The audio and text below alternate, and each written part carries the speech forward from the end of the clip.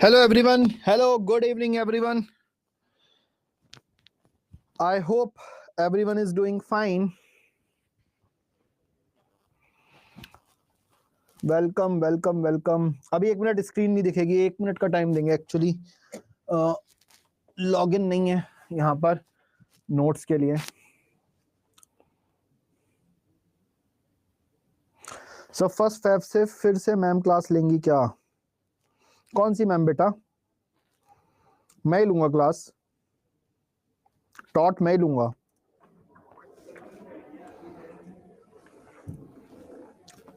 Taught मैं ही लूंगा, taught कोई और नहीं लेगा।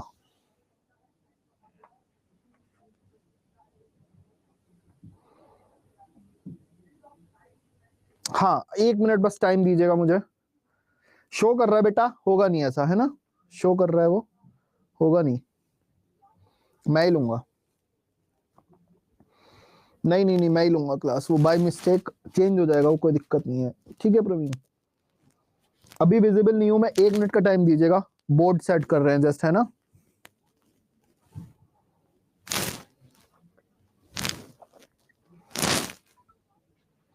अगर कोई डाउट है कल की क्लास में, पहले की क्लासेस में, तो इतने वो पूछ लीजिए, फिर स्टार्ट करते हैं।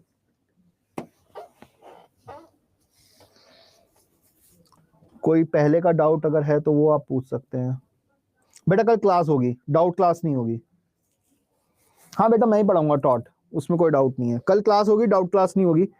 एक्चुअली मैं थोड़ा मंडे ट्यूसडे वेडनेसडे को अवेलेबल नहीं रहूंगा शायद। मंडे को शायद क्लास हो आपकी, ट्यूसडे वेडनेसडे नहीं होगी जहां तक है।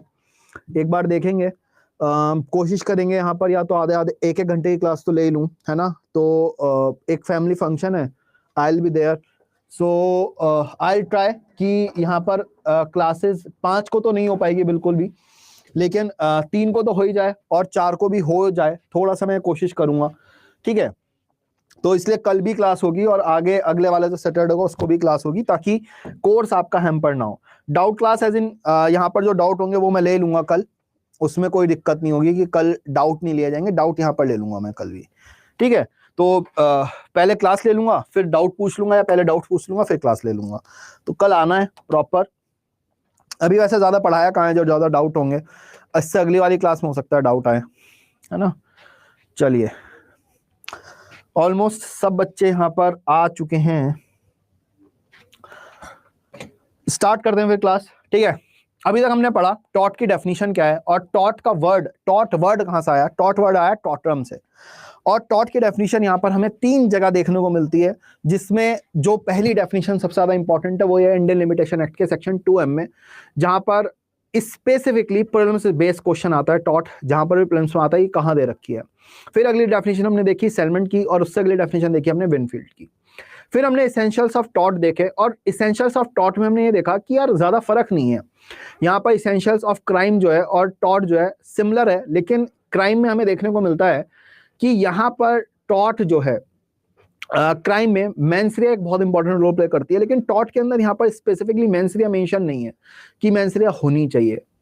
फिर हमने यहाँ पर देखा कि यहाँ पर 2 मैक्सिम्स आती हैं, that is damnum sine injuria, जो हमने कल देखा, डैमेज विदाउट इंजरी। इंजरी यहाँ पर क्या है? लीगल इंजरी की बात हो रही है, तो डैमेज हुआ है मतलब पैसे का नुकसान हुआ है, यहाँ पर रेपुटेशन का नुकसान हुआ, किसी भी चीज का नुकसान हुआ है, लेकिन यहाँ पर आपका कोई लीगल राइट इन्फ्रिंज नहीं हुआ।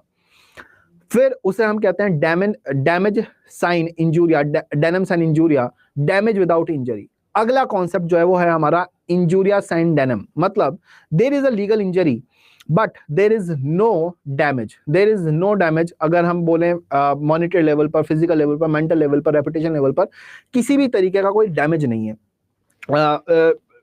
लेकिन इंजरी है, लीगल राइट इन्फ्रिंज हुआ है, जिसका मैंने कल एक एग्जाम्पल दिया था आपको कि दिल्ली के अंदर 5 फरवरी को यहाँ पर इलेक्शन है।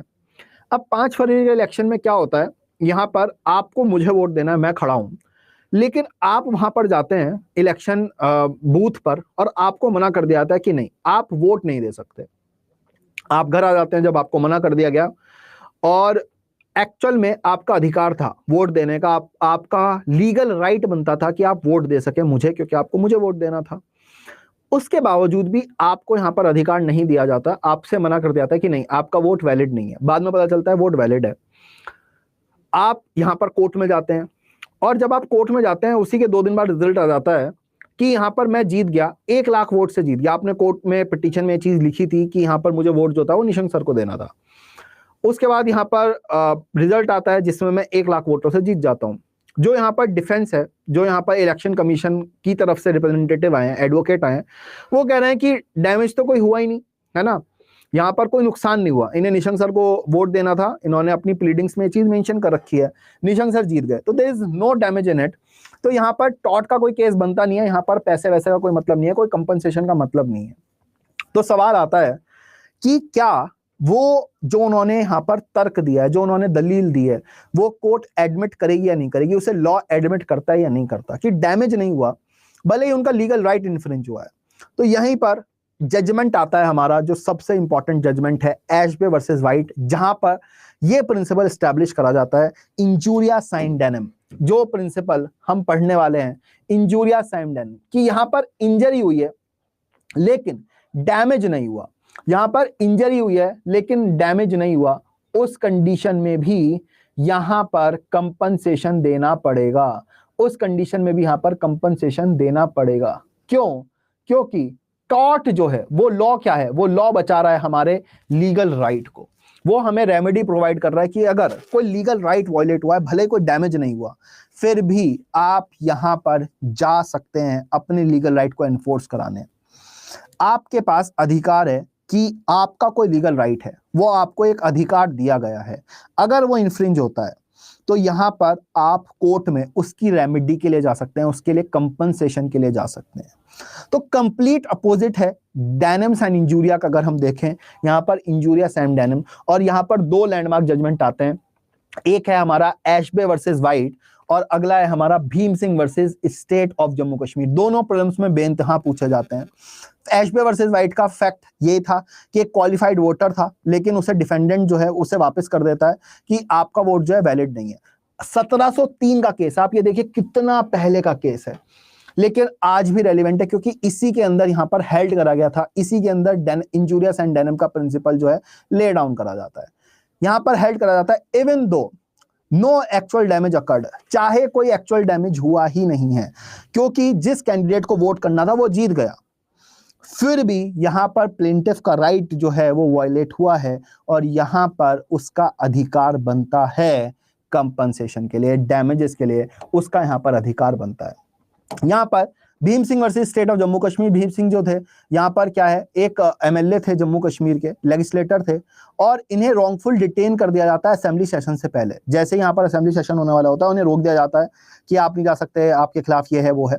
बाद में पता चलता है कि नहीं, यहाँ पर जो है ऐसा कुछ भी इन्होंने नहीं करा था, बस ताकि ये वोट ना दे सके इसलिए यहाँ पर डिटेन करा गया। फिर भी कोर्ट यहाँ पर कहता है कि फंडामेंटल राइट उनका ब्रीच हुआ है, चाहे उनका कोई फाइनेंशियल लॉस नहीं है, चाहे जिस बिल के लिए उन्हें वोट करना हो, जिस चीज के लिए वोट करना हो, उन्हें यहाँ पर उन्होंने वोट करा ना करने से फर्क ना पड़ा, फिर भी यहाँ पर उन्हें डैमेजेस मिलेंगे ही मिलेंगे, और 50,000 रुपए के डैमेजेस उन्हें यहाँ पर मिलते हैं। तो Bhim Singh versus state of Jammu Kashmir landmark judgement, जहां पर एक लेजिस्लेटर को रोका जाता है। प्रीलिम्स के हिसाब से दोनों ही जजमेंट बहुत ज्यादा लैंडमार्क हैं, और मेंस के हिसाब से भी दोनों जजमेंट बहुत ही ज्यादा लैंडमार्क हैं। दोनों जजमेंट को आप स्किप नहीं कर सकते यहाँ पर। और जब आप केस लिखें, किसी केस के अगर आपको ऐसे फैक्ट पता है, फिर हेल्ड पता है, अगर आप ऐसे लिख कर आते हैं तो एग्जाम में एक इफेक्टिव मेजर दिखता है। यहाँ पर आपने सिंपली 2 लाइन में फैक्ट बताए, 2 लाइन में आपने हेल्ड बताया, तो यहाँ से क्या होता है, आप एग्जामिनर को कंफ्यूज नहीं कर रहे। अगर आपको लॉ पता है, मैंने आपको बताया, आपको एग्जामिनर को कन्विंस करना है, if you know the law convince him, आप कन्विंस करिए उसको। लेकिन अगर आपको लॉ नहीं पता तो आपको उसे कंफ्यूज करना है, तो आप यहाँ पर पैराग्राफ फॉर्म में जाएंगे, ज्यादा पैराग्राफ फॉर्म में लिखेंगे, ताकि वो पढ़ने में उसे बोरियत लगे, वो बस आपको नंबर दे और आगे चला जाए। ठीक है, तो ये चीज याद रखनी है यहाँ पर, अगर आपको पता है चीजें। एशबे वर्सेस फाइट भी या फिर हमारा Bhim Singh versus state of Jammu Kashmir, दोनों के फैक्ट बहुत आसान है, दोनों के हेल्ड बहुत आसान है। आराम से आप यहाँ पर ऐसे करके लिख कर आ सकते हो। अगर आप ऐसे लिख कर आओगे तो गारंटीड है आपको यहाँ पर बहुत शानदार नंबर मिलने। इन द एंड हमारा यहाँ पर उद्देश्य क्या है, हमारा उद्देश्य यह है कि हम एग्जामिनर की लाइफ आसान कर दें, वो हमारी कॉपी पढ़े, उसे ज्यादा मेहनत ना करनी पड़े, एक नजर मारे तो उसे सारी इंपॉर्टेंट पॉइंट्स समझ आ जाए, और यहाँ पर हमें अच्छे नंबर मिल जाए, वरना अच्छे नंबर मिलेंगे ही नहीं मिलेंगे। ठीक है, अगर यहाँ पर समझ में आ गया injuria and damnum and damnums and injuria, तो यस लिख देंगे, वाई लिख देंगे, अगर कोई डाउट है तो एन लिख देंगे और फिर डाउट पूछ लेंगे। अगर क्लियर है तो वाई लिखेंगे, यस लिखेंगे, और यहां पर अगर कोई डाउट है तो एन लिखेंगे।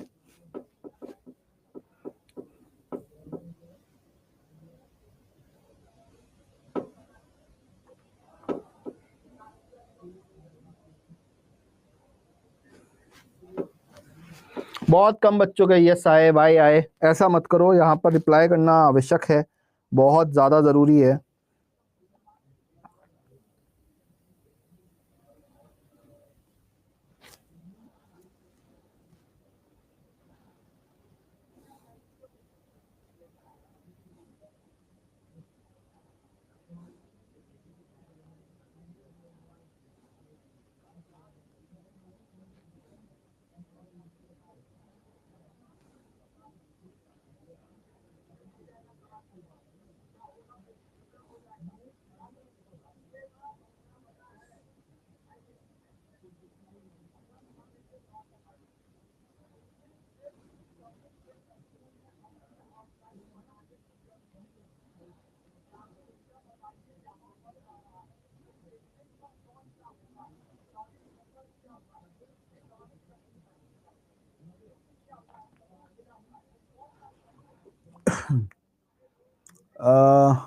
Sir we don't have to write anything, नहीं प्रवीण जी, मेरे ख्याल से लिखने की कोई आवश्यकता नहीं है। भीम सिंह के ऊपर का पहले समझा दीजिए सर।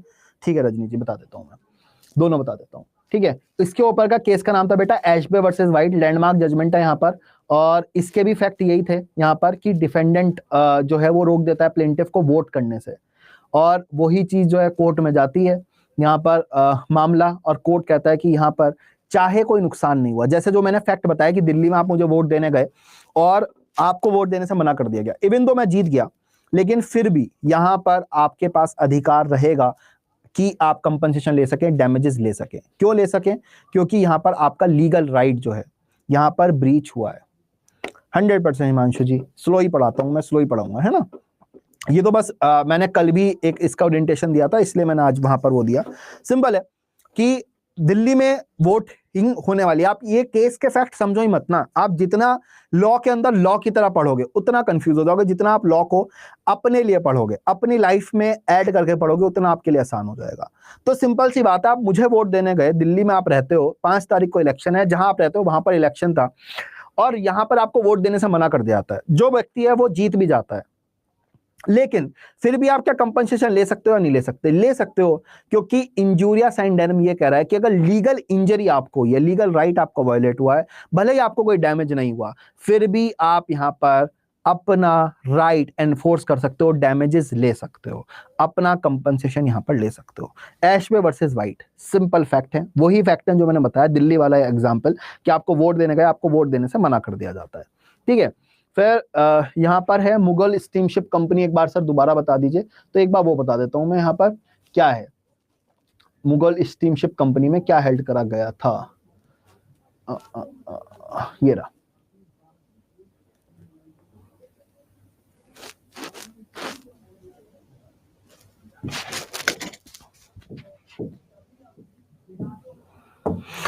क्या कह रहा है Mughal steamship company case? Simple है वैसे तो, एक बार फिर भी डिस्कस कर लेते हैं यहाँ पर क्या कह रहा है। यहाँ पर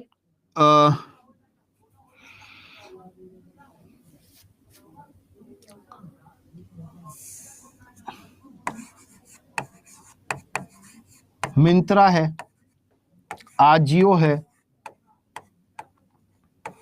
और नहीं, एक बेटर एग्जांपल लेते हैं। ठीक है, यहां पर जियो है, एयरटेल है,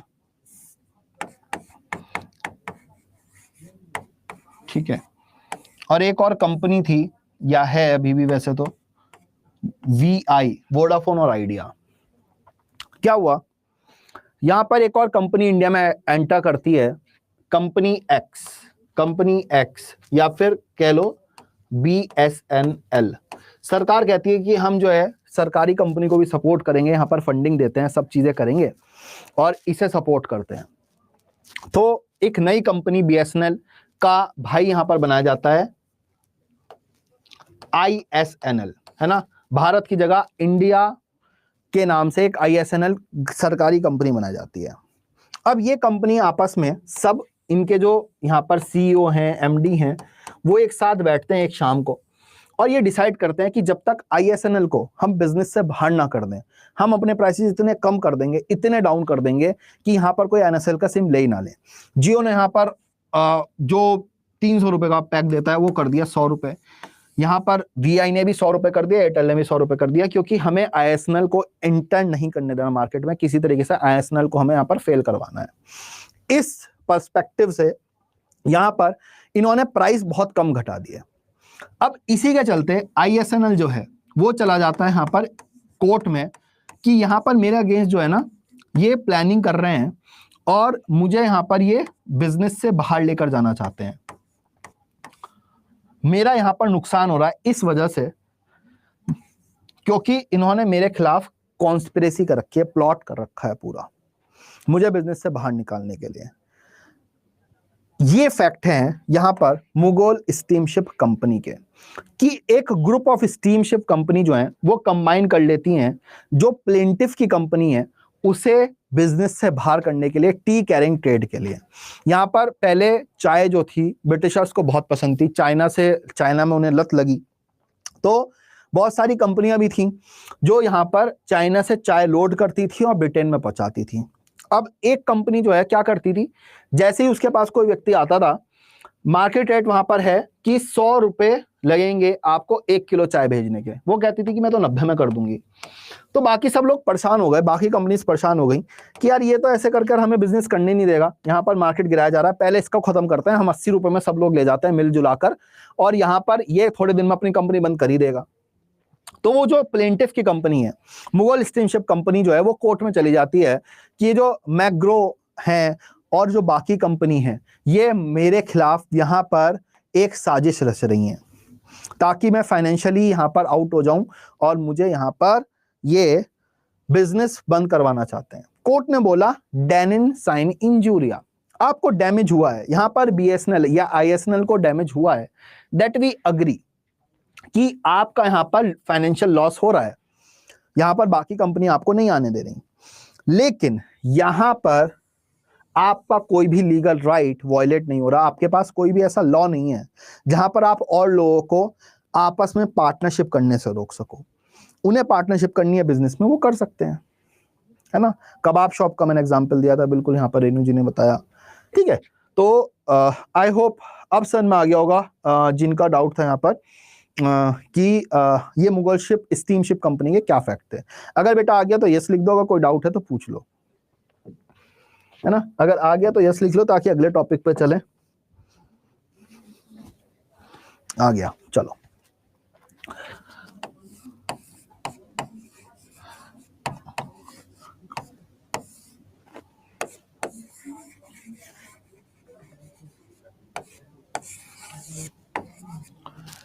यहां पर टॉट जैसे एग्जाम्पल लेते हैं, यहां पर BNS आपका हो गया, है ना।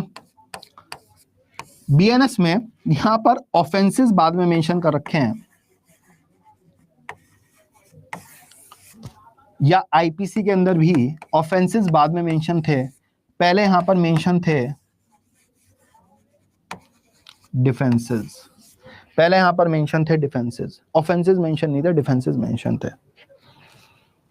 Similarly in tort we are going to study some defenses first, afterward we will discuss what torts are, actually tort क्या क्या होते हैं, ठीक है। एक्चुअली टॉट क्या क्या होते हैं, मैंने 3 एग्जांपल कल दिए थे, असॉल्ट, बैटरी और रॉन्गफुल फॉल्स इंप्रिजनमेंट का, जिसका यहाँ पर हमें एग्जांपल देखने को मिलता है IPC के अंदर।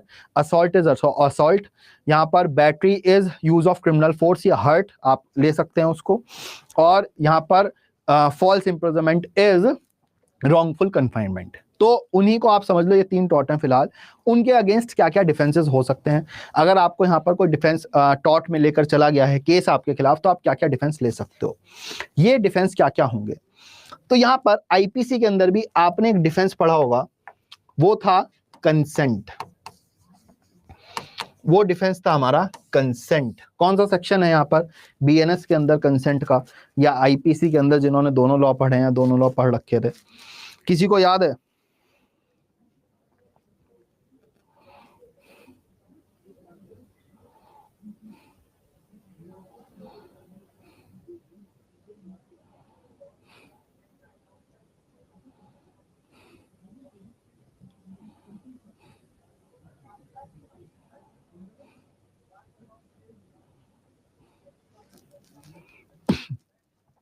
चलिए, एक डिफेंस कंसेंट है, फिर दूसरा डिफेंस यहां पर हमें देखने को मिलेगा वो होगा प्राइवेट डिफेंस। दूसरा डिफेंस हमें देखने को मिलेगा वो होगा प्राइवेट डिफेंस। तीसरा डिफेंस यहां पर हमें देखने को मिलेगा वो मिलेगा यहां पर मिस्टेक।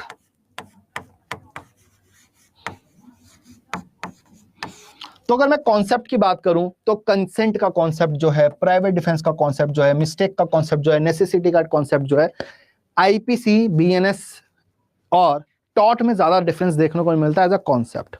लेकिन यहां पर हमें केस लॉज बहुत ज्यादा अलग देखने को मिल जाते हैं। जितने भी केसेस आपको देखने को मिलेंगे वो मोस्टली होने वाले हैं इंग्लिश केस, और वो केस लॉज आपको याद रखने पड़ेंगे। टॉट के अंदर केस लॉज बहुत ज्यादा इंपॉर्टेंट रोल प्ले करते हैं। टॉट के अंदर केस लॉज बहुत ज्यादा इंपॉर्टेंट रोल प्ले करते हैं, और उन केस लॉज की वजह से ही हम यहाँ पर कॉन्सेप्ट समझेंगे क्यों इंपॉर्टेंट रोल प्ले करते हैं यहाँ पर केस लॉज।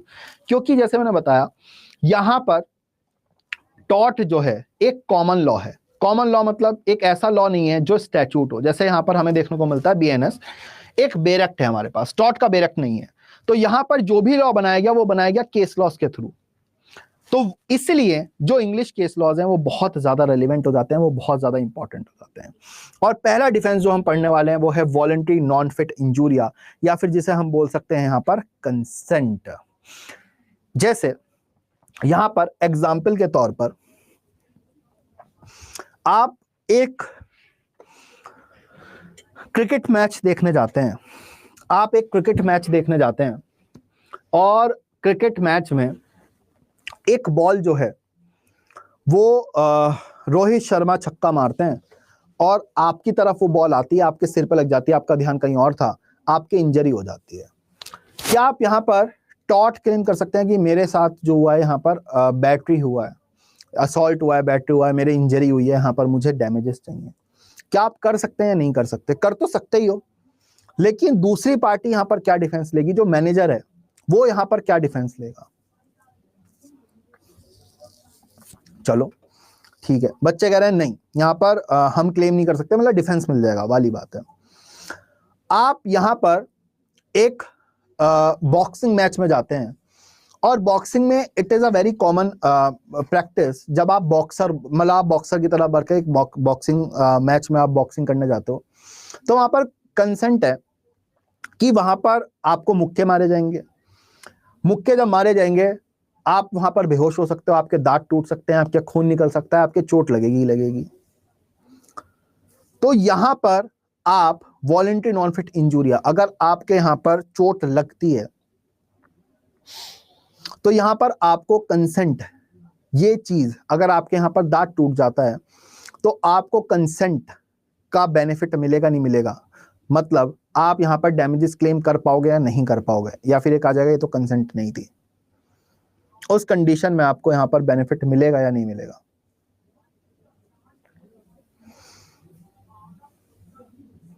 Implied consent. चलो, अगर उसी बॉक्सिंग मैच में बेल बजने के बाद भी बॉक्सर जो है आपको और ज्यादा मार देता है और आपकी उसकी वजह से डेथ हो जाती है, तो यहां पर कंसेंट का डिफेंस मिलेगा या नहीं मिलेगा? यहां पर कंसेंट का डिफेंस मिलेगा या नहीं मिलेगा?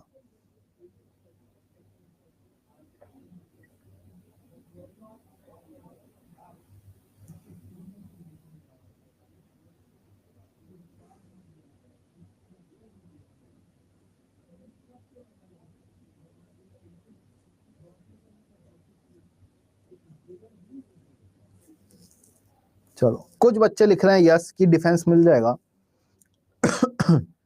डिस्कस करते हैं यहाँ पर टॉट में कैसे कंसेंट वर्क कर रही है। यहाँ पर आपने बीएनएस पढ़ रखा है तो काफी आसान हो जाएंगे आपके लिए जनरल डिफेंसेस जो है, ज्यादा कुछ दिक्कत की बात नहीं होगी। According to general principle law every individual is best जज फॉर देयर ओन इंटरेस्ट। अब ये क्या है, ये आपकी एक इंट्रोडक्टरी लाइन है। अगर आपके पास एक वॉलंटरी नॉन फिट इंजूरिया के ऊपर आपके पास डिफेंस लिखने को आ जाए 5 नंबर में 10 नंबर में, तो आप कैसे लिखोगे? यहाँ पर ऐसे लिखोगे, है ना, कि as a general principle of law ये प्रिज्यूम कर रहा है, in the law we presume that every individual is the best judge of their own interest। ये इंट्रोडक्शन होता है, एक अट्रैक्टिव इंट्रोडक्शन होता है जहां पर आपने जनरली लॉ की बात करी, जहां पर आपने बताया कि आपका एक लीगल माइंड है, आप यहां पर लॉ को समझते हो।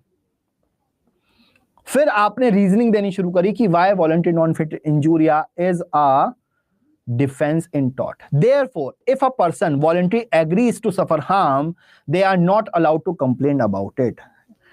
मतलब यहां पर अगर कोई व्यक्ति अग्री कर जाता है, वॉलंटरली यहां पर अग्री करता है कि मुझे यहां पर हार्म कर लो, जैसे यहां पर मिस्टर ए मेरे पास आए, वो मुझसे कह रहे हैं कि यहां पर मुझे चपत मारो, मुझे दर्द नहीं होगा, मैंने उनके चपत मारा, अब वो कोर्ट में चले जाएं कि मेरे ऊपर तो असॉल्ट हुआ है, मेरे ऊपर बैटरी हुई है, क्या उन्हें अलाउ करा जाएगा? क्या मेरे पास यहां पर डिफेंस होगा वॉलंटरी नॉन फिट इंजूरिया का? कंसेंट कहां होगा?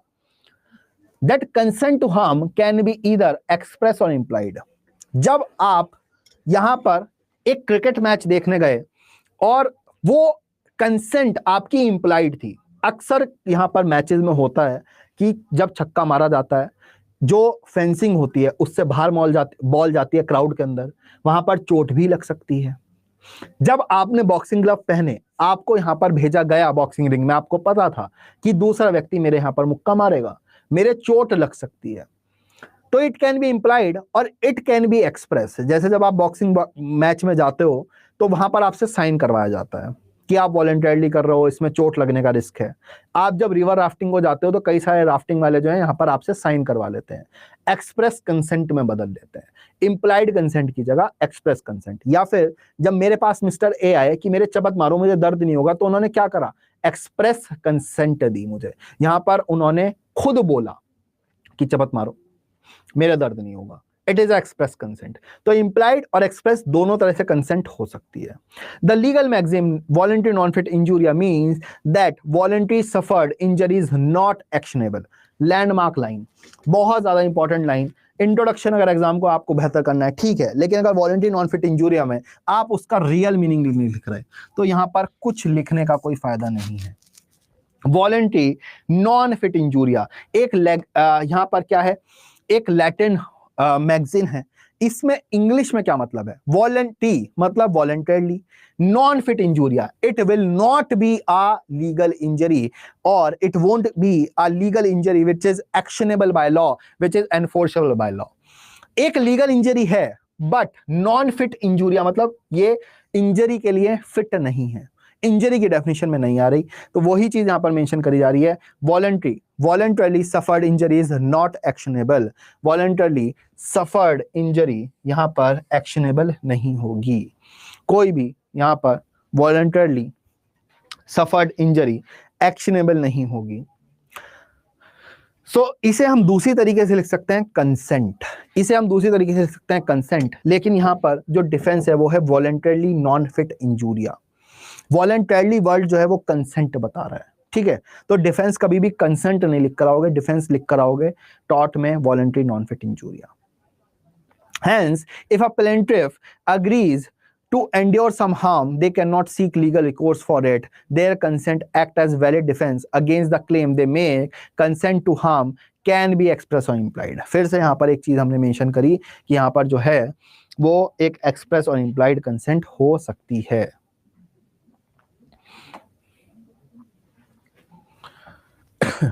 जैसे एक व्यक्ति को आपने घर पर बुलाया और अब आप उसे बुला के कहने लगो तुमने मेरा ट्रेसपास करा। Trespass is also a tort, है ना।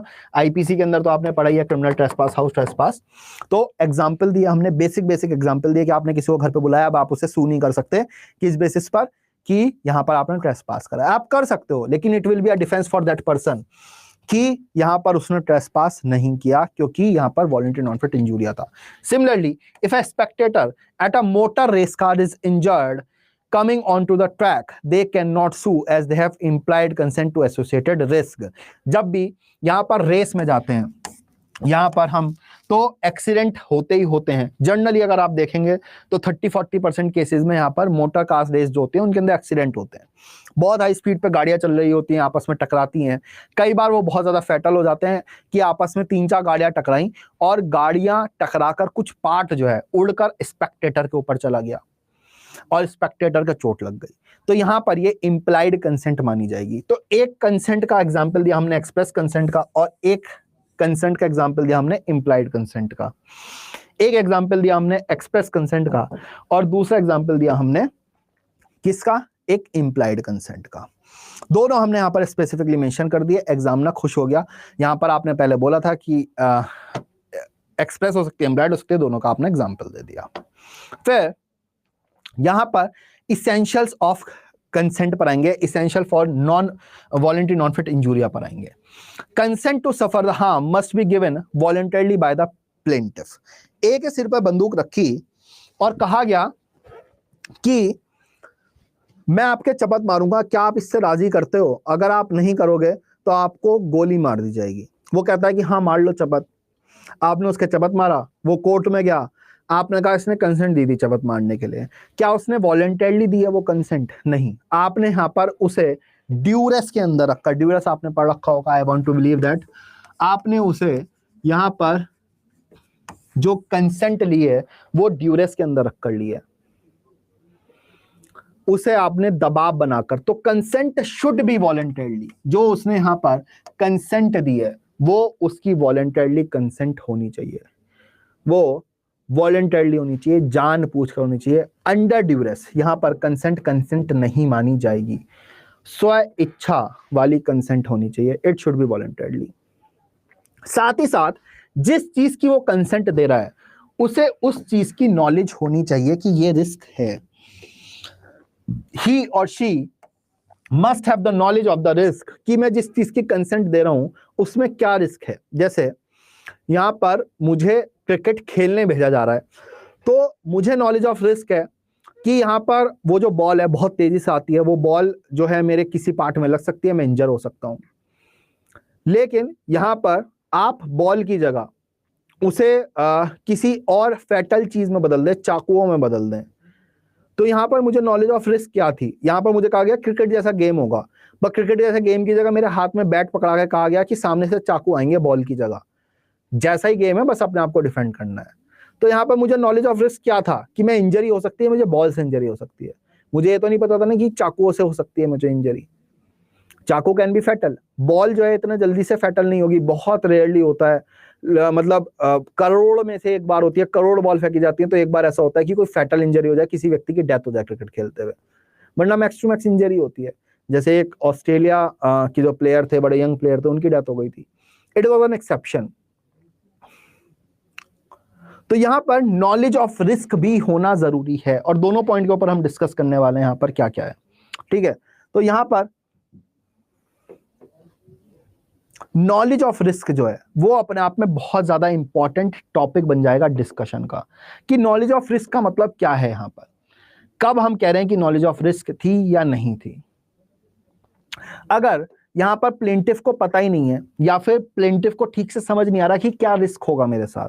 जैसे जब आप राफ्टिंग करने गए, आपको पता है कि राफ्टिंग करते हुए आपकी बोट पलट सकती है।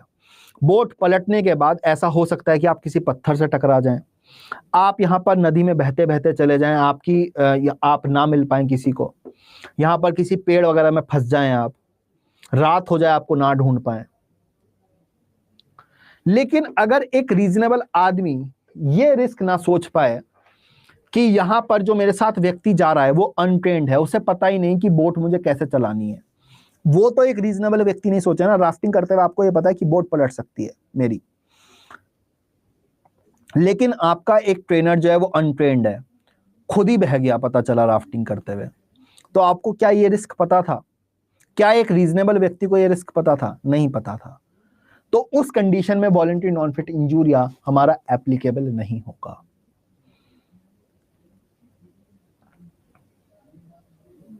उस कंडीशन में वॉलंटरी नॉन फिट इंजूरिया हमारा एप्लीकेबल नहीं होगा। लैंडमार्क जजमेंट है स्मिथ वर्सेस बेकर एंड सन, बहुत ज्यादा बड़ा जजमेंट है, बहुत ज्यादा लैंडमार्क जजमेंट। इसमें ठीक से डिस्कशन करा गया कि नॉलेज ऑफ रिस्क का क्या मतलब होता है। इसके अंदर क्या होता है, एक वर्कमैन जो है वो एम्प्लॉय होता है एक माइन के अंदर, एक माइन जैसा एक तरीके से वो होता है जहां पर जो बड़ी बड़ी रॉक्स होती हैं उन्हें यहां पर काटा जाता है और उन्हें ट्रांसफर करा जाता है। तो ये एक पूरी फैसिलिटी है। यहाँ पर वर्कर जो हैं वो यहाँ पर रॉक्स को काट रहे हैं, एक बड़ी रॉक है, उन्हें ड्रिल कर रहे हैं, उन्हें तोड़ रहे हैं छोटे छोटे पार्ट में, और यहाँ पर ऊपर जो है वो एक मशीनरी बनी हुई है, वो एक मशीनरी बनी हुई है जहां पर ये बड़ी बड़ी रॉक जो है वो लाकर रखी जाती हैं, क्योंकि एक आदमी लेकर जाएगा तो बड़ी दिक्कत होगी। ऐसे कर कर एक बड़ी बड़ी मशीनें उनके सिर के ऊपर से जा रही हैं जहां पर रॉक कैरी करी जाती है। अब यहाँ पर क्या होता है, वो जो एक रॉक है वो एक व्यक्ति के आकर सिर पर गिर जाती है, वो रॉक जो है वो गिर जाती है, वो एक व्यक्ति उससे इंजर हो जाता है। बात आती है कि जब वो काम करने आया था व्यक्ति, उसे पता था ना कि यहाँ पर रिस्क है, पत्थरों में मैं काम कर रहा हूँ, पत्थर मेरे ऊपर जा रही है, मेरे सिर पर आकर लग सकता है, या उसे नहीं पता था, तो क्या ये वॉलंटरी नॉन फिट इंजूरिया में आएगा या नहीं आएगा? आपके हिसाब से वॉलंटरी नॉन फिट इंजूरिया में ये चीज आएगी या नहीं आएगी?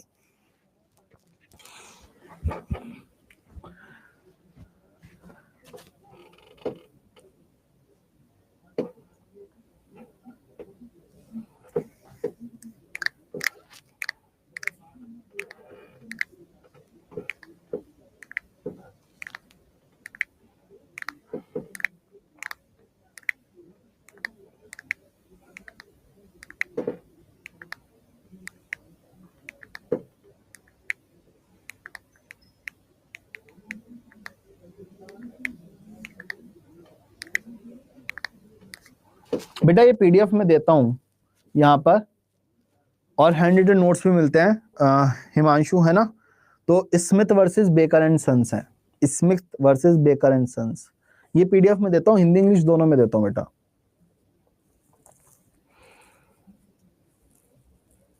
बच्चे कह रहे हैं नहीं आएगी, कुछ बच्चे कह रहे हैं हाँ आएगी, ठीक है।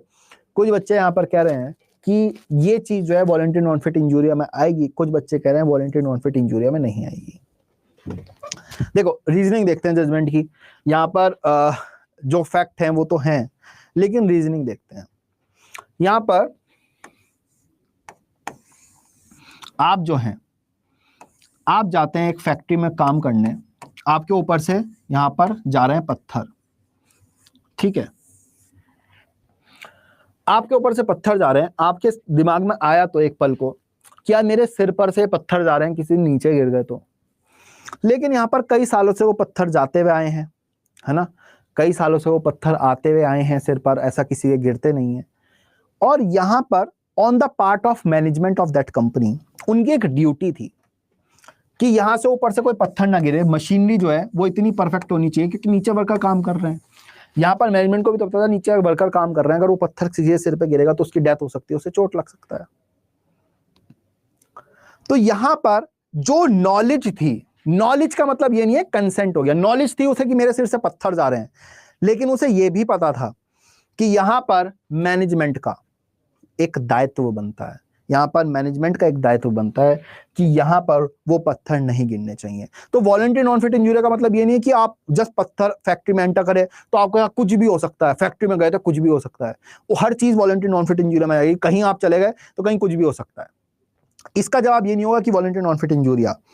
यहाँ पर कुंभ में बहुत सारे लोग गए, बहुत सारी भीड़ होगी, अब आप कहने लगे वॉलंटरी नॉन फिट इंजूरी अगर स्टैम्पीड हो गया तो इतनी भीड़ होगी, तो स्टैम्पीड हो ही सकता है, तो नॉलेज थी भाई। नॉलेज, ये नॉलेज होना, तो नॉलेज का तो एम्बिट बहुत बड़ा होता है ना, कि ऐसा तो कुछ भी हो सकता है। मैं गाड़ी में बैठा हूं, गाड़ी में बैठ के मेरा कभी एक्सीडेंट भी हो सकता है, कभी आप गाड़ी में बैठे हैं आप टैक्सी ड्राइवर के साथ, उससे एक्सीडेंट हो जाए, अब आप क्लेम ले रहे हैं कि यहाँ पर एक्सीडेंट हुआ है, यहाँ पर कंपनी को पे करना पड़ेगा। आप कहेंगे आपको पता नहीं था, नॉलेज नहीं थी क्या कि जब गाड़ी सड़क पर चलती है तो एक्सीडेंट होते रहते हैं, तो ये तो वॉलंटरी नॉन फिट इंजूरी हो गया। हर चीज को नॉलेज में नहीं डाला जा सकता, there should be knowledge, and there should be acceptance of that knowledge, तो वॉलंटरी नॉन फिट इंजूरिया लगेगा। आप हर चीज में नॉलेज नहीं कर सकते, आप हर चीज के लिए यहां पर नॉलेज नहीं कर सकते। और वही चीज हाउस ऑफ लॉर्ड में इस जजमेंट में उन्होंने एक्सप्लेन करी कि जो ऊपर के दो एसेंशियल हैं आप उसे बहुत ज्यादा बड़े फॉर्मेट में नहीं देख सकते कि नॉलेज ऑफ द रिस्क, बस नॉलेज ऑफ द रिस्क थी। तो यहाँ पर क्या है, नॉलेज तो हर जगह है।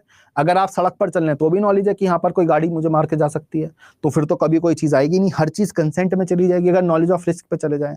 इसलिए यहाँ पर मेंशन करा गया that the House of Lord had that defendants liable, यहाँ पर डिफेंडेंट लायबल है क्योंकि नॉलेज का मतलब, रिस्क का मतलब ये नहीं है कि उसने यहां पर अपने आप को समर्पित कर दिया कि मेरे साथ कुछ भी कर लो। There is a voluntary assumption of risk, यहां पर उसे पता था कि ऐसा है, लेकिन इसका मतलब ये नहीं है कि मेरे साथ हो ही जाएगा तो मैं उसके लिए तैयार हूं। Since the plaintiff was aware of the risk, but he had not expressly consented to it, the maximum voluntary non-fit injuria does not apply in that case. यहां पर अब ठीक से एक्सप्लेन करा जाता है हाउस ऑफ लॉर्ड ने क्या बोला। Mere knowledge of risk is not sufficient to invoke voluntary non-fit injuria. The risk must be voluntarily accepted, not just known for the defense to apply.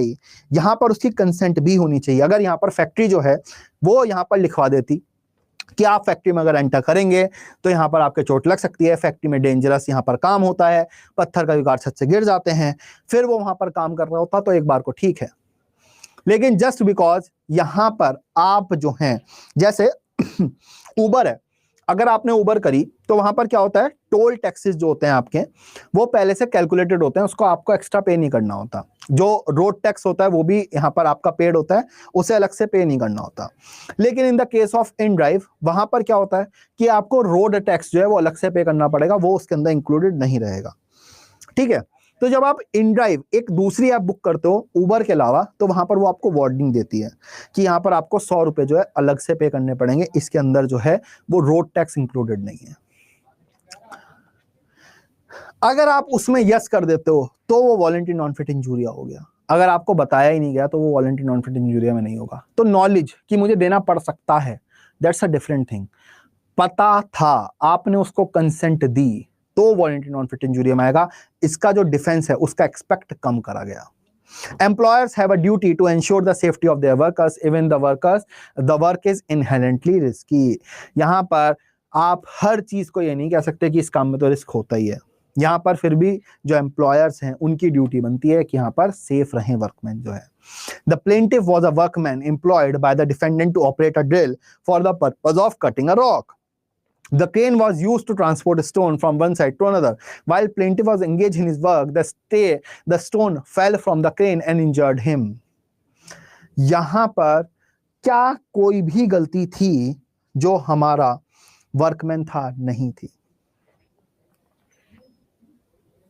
Sir knowledge थी, consent नहीं थी इस case में। बिल्कुल सही बात है, नॉलेज थी, लेकिन knowledge of that consent, knowledge यहां पर मेरा एक सवाल सिंपल सा पूछना चाहता हूं मैं आपसे, जो सबसे बड़ा आप यहां पर डिफाइनिंग फैक्टर रख सकते हो। ठीक है, आप सड़क पर चलते हो, आप एक कैब बुक करते हो, उस कैब वाले से एक्सीडेंट हो जाता है, आपको क्या ये कंपनी कह सकती है कि अगर सड़क पर गाड़ी चलेगी तो एक्सीडेंट तो होगा ही होगा, इसमें हम कैसे लायबल हुए?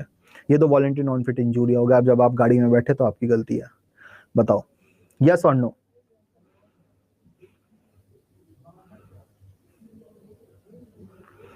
क्या कंपनी ये कह सकती है कि गाड़ी चलेगी तो एक्सीडेंट होगा ही होगा?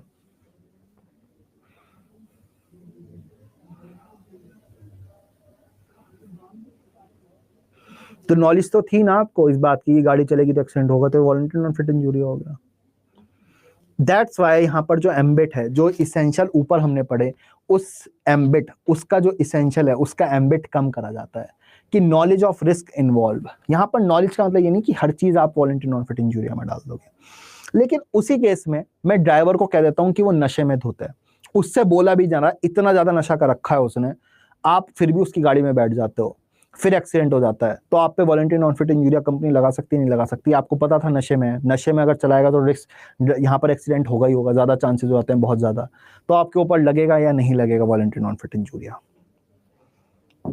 तो उस कंडीशन में आपके ऊपर वॉलंटरी नॉन फिट इंजूरिया लगेगा या नहीं लगेगा?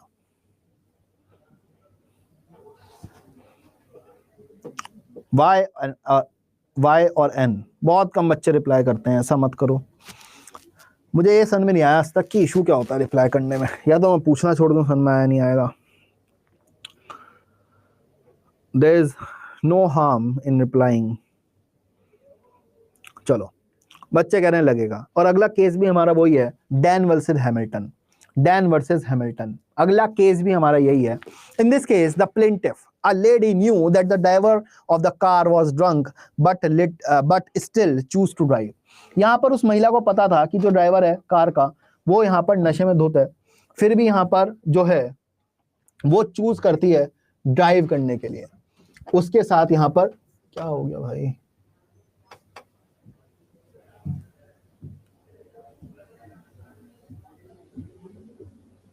फिर भी उसके साथ यहाँ पर ट्रैवल करने के लिए चूज करती है। एक्सीडेंट होता है और यहाँ पर जो ड्राइवर है उसकी डेथ हो जाती है, प्लेंटिफ को इंजरी आती है। जो यहाँ पर कंपनी है, एक तरीके से उबर इस कंडीशन में मान लेते हैं, उबर को यहाँ पर सू करा जाता है और उबर कहती है वॉलंटरी नॉन फिट इंजूरिया। आपको पता था ड्राइवर नशे में है,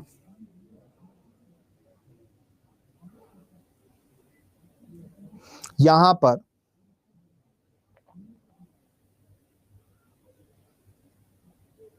तो आप गाड़ी में क्यों बैठे? It is a voluntary non fit injuria.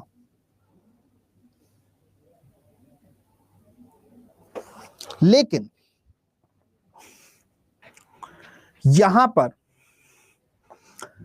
वो महिला जो बैठी, यहां पर जो हेल्ड करा जाता है वो ये कहा जाता है कि वो जो महिला गाड़ी में बैठी उसने नशे में गाड़ी चलाने के लिए कंसेंट दी थी, बाकी ये कंसेंट नहीं दी थी कि बाद में वो चाहे तो कितना भी नेग्लिजेंटली चला सकता है, नशे में होकर वो कितना भी चला सकता है। तो इस कंडीशन में voluntary non fit injuria apply नहीं होगा। लेकिन जो मैंने आपको पहली कंडीशन बताई, it was further held that if the drivers drunkenness had been so extreme and glaring that accepting a lift from him would equivalent to engaging in an dangerous act, then the defense might have been applied। जैसे मैंने पहली condition बताई कि आप गाड़ी के driver के पास गए, गाड़ी के ड्राइवर से बोला भी नहीं जा रहा, आंखें भी नहीं खुल रही, फिर भी उसके साथ गाड़ी में बैठ गए, फिर तो आपको पता ही था कि मौत निश्चित है। जिससे बोला भी नहीं जा रहा वो ड्राइव कैसे करेगा, जिसकी आंखें नहीं खुल रही वो ड्राइव कैसे करेगा? इन that case voluntary non fit injuria लगेगा। लेकिन अगर आप गाड़ी में जा रहे हो, गाड़ी में बैठे और वहां पर या गाड़ी जब आपसे कहा गया कि ओटीपी बताइए, तो आपको स्मेल आ गई कि इसने शराब पी रखी थी, दिख नहीं रहा था कि इसने शराब पी रखी थी, आपको स्मेल आई उसके मुंह से कि इसने यहां पर शराब पी रखी है, तो उस कंडीशन में वॉलंटरी नॉन फिट इंजूरिया नहीं लगेगा। उस कंडीशन में वॉलंटरी नॉन फिट इंजूरिया नहीं हुआ। तो यहां पर रिस्क जो है वो एक तरीके से डेफिनेट रिस्क होना चाहिए। अगर आप बॉक्सिंग मैच में जा रहे हो बॉक्सिंग करने, तो आपको पता है कि मेरे मुंह पर मुक्का लगेगा और मैं यहां पर बेहोश भी हो सकता हूं, मेरे दांत भी टूट सकते हैं, यहां पर मेरे ब्लीडिंग होगी ही होगी। तो knowledge of risk should be that not कि 5% चांस है, 10% चांस है, ऐसा हो सकता है। वॉलंटियर यहां पर नॉलेज ऑफ रिस्क ये कह रहा है कि सर्टेनिटी होनी चाहिए कि बहुत ज्यादा चांस है कि होगा ही होगा। अगर एक ऐसा व्यक्ति है जो यहां पर कुछ बोल नहीं पा रहा, इतना ज्यादा नशे में है, जो देखकर ही पता चल रहा है कि उसने यहां पर बेइंतहा शराब पी रखी है, आपको फिर पता ही है कि यहां पर आपकी मौत निश्चित है या फिर कुछ ना कुछ एक्सीडेंट होना निश्चित है। यहां पर अमाउंट ऑफ इंटॉक्सिकेशन देखेंगे हम, बिल्कुल सही बात है। देखिए सिंपल है, यहां पर मैं बेसिक एग्जांपल जो मैंने आपको दिया शुरू में, उबर ड्राइवर जो आपके सामने आया, जो आपके पास आया, दो कंडीशन लेते हैं। पहली कंडीशन में एक ऐसा ड्राइवर आया जो ऐसे बोल रहा है ओटीपी क्या है मैम, बीच बीच में सो जा रहा है, फोन में उससे टाइप नहीं हो रहा, फिर भी आप अगर उसकी गाड़ी में बैठ गए तो it is a voluntary non fit injuria. यहाँ पर सीधी सी बात है, जिस व्यक्ति से यहाँ पर लोकेशन नहीं खुल रही, जिस व्यक्ति से ओटीपी नहीं डाला जा रहा, जिससे बोला नहीं जा रहा, वो बेइंतहा नशे में है, वो गाड़ी नहीं चला सकता, वो आपको पता था, फिर भी आप उसके साथ गाड़ी में बैठे, यहाँ पर आपको कंपनी को, उबर को डिफेंस मिलेगा वॉलंटरी नॉन फिट इंजूरिया का। लेकिन अगला ड्राइवर जो आपने उसे भेज दिया वापस कि नहीं मैं आपके साथ नहीं जा सकती, आप बहुत नशे में, अगला ड्राइवर आया रात के 12 बज रहे थे, तो ऑलमोस्ट सारे ड्राइवर नशे में ही थे। दूसरा ड्राइवर आया, दूसरे ड्राइवर के साथ आप गाड़ी में बैठे, उसने कहा ओटीपी मैम। जब उसने बोला तो आपको यहाँ पर उसके मुंह से स्मेल लगी, गाड़ी से भी स्मेल आ रही थी कि इसने शराब पी रखी है, लेकिन ही इज परफेक्टली फाइन। आपको देखकर लग रहा है कि हाँ ठीक है, यहाँ पर ओटीपी सही से डाल रहा है, ठीक से बात कर रहा है, स्मेल आ रही है कि उसने शराब पी रखी है। आप फिर गाड़ी में उसके साथ बैठ गए, तो यहाँ पर वॉलंटरी नॉन फिट इंजूरिया नहीं लग रहा, फिर उस कंडीशन में वॉलंटरी नॉन फिट इंजूरिया नहीं लग रहा। तो सिंपल है, यहाँ पर बेसिक सी बात है कि यहाँ पर नॉलेज जो है, नॉलेज ऑफ रिस्क जो है, उसे यहाँ पर हमने कर्टेल करा है। जो नॉलेज ऑफ रिस्क है, हर चीज वो नॉलेज ऑफ रिस्क में ना चली जाए, हर बार ये डिफेंस ना ले लिया जाए। ऐसे तो हर चीज की नॉलेज ऑफ रिस्क है। अगर सड़क पर जाओगे तो एक्सीडेंट होगा, गाड़ी में बैठोगे तो एक्सीडेंट होगा ही होगा।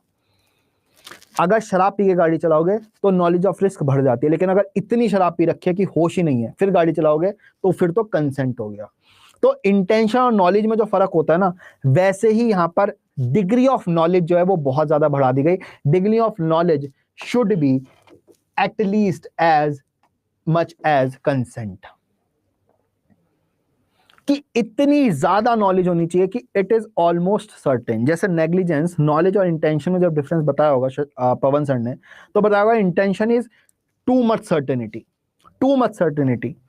Knowledge is there is a certainty, but there are chances that it may fail. It may lead to that consequence, but it may not lead to that much confidence. Negligence is कि it have a chance, यहाँ पर chance है कि वो consequence हो सकता है।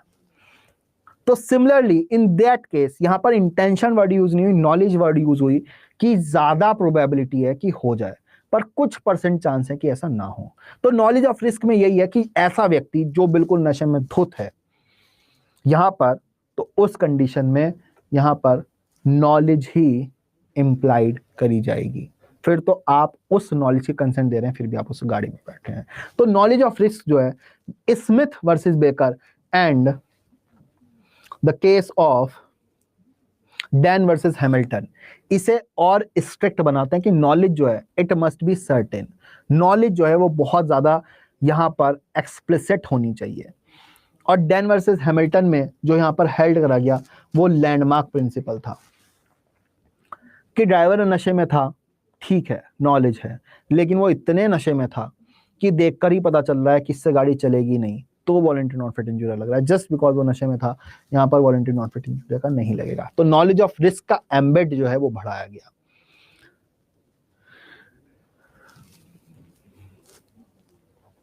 अगर क्री प्रिंसिपल देखें तो merely knowing the driver is drunk does not amount to voluntary assumption of risk under non-voluntary of injuria.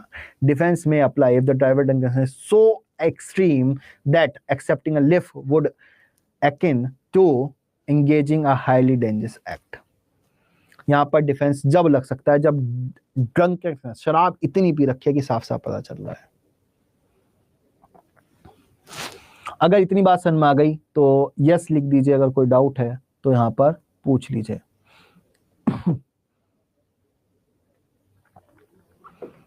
प्रगति बिल्कुल सही बात है ना, गलत है, लेकिन टॉट के पर्सपेक्टिव में, और ये जो केस लॉज हैं यहां पर ये इंग्लिश केस लॉज हैं 19वीं 20वीं सदी के, तो वहां पर उस पर्सपेक्टिव से नहीं देखा जा रहा। ये लॉज जो हैं आज की लेवल में एप्लीकेबल नहीं हो रहे। That's why I told you कि यहां पर अप्लाई नहीं होते। ये जस्ट एक वेग प्रिंसिपल है। कुछ अभी हम देखेंगे यहाँ पर डेफेमेशन, रॉन्गफुल कन्फाइनमेंट, मतलब जो फॉल्स इंप्रिजनमेंट वगैरह, वो स्पेसिफिक टॉट जो है एप्लीकेबल हो रहे हैं। अगर एक बार समझ में आ गया तो सब बच्चे यस लिख देंगे, कोई डाउट है तो एन लिख देंगे। एक बार दोबारा मैं रिपीट कर दूंगा। अगर क्लियर हो गया तो यहाँ पर यस लिख देंगे, अगर कोई डाउट है तो एन लिख देंगे और फिर दोबारा एक बार डिस्कस करेंगे। लेकिन सब स्टूडेंट्स यहाँ पर जल्दी से यस लिख दीजिए।